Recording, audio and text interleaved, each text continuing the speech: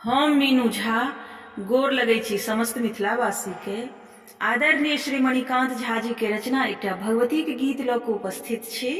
धन्यवाद। जय मिथिला, जय मैथिली।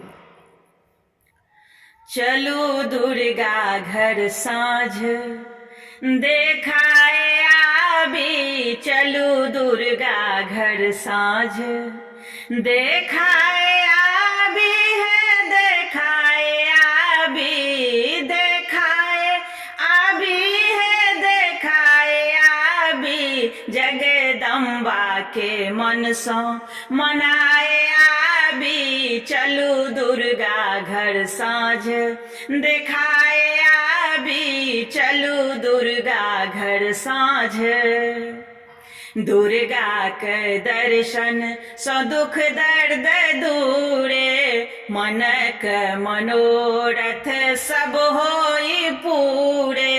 दुर्गा के दर्शन सो दुख दर्द दूरे, मनक मनोरथ सब होई पूरे।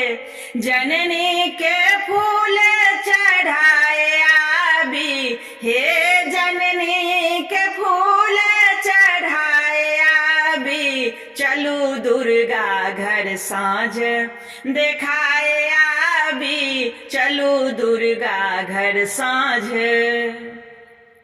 देवी के महिमा अपरम पारे, दीन दुखी के करथी उधारे। देवी के महिमा अपरम पारे, दीन दुखी के करथी उधारे।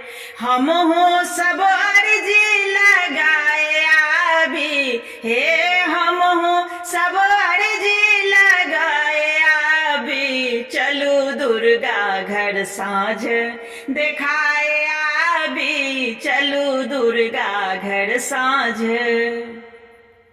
मैया बिराजे छथी सब ठामे, हिनका पूजने सफल मन कामे। मैया बिराजे छथी सब ठामे, हिनका पूजने सफल मन कामे।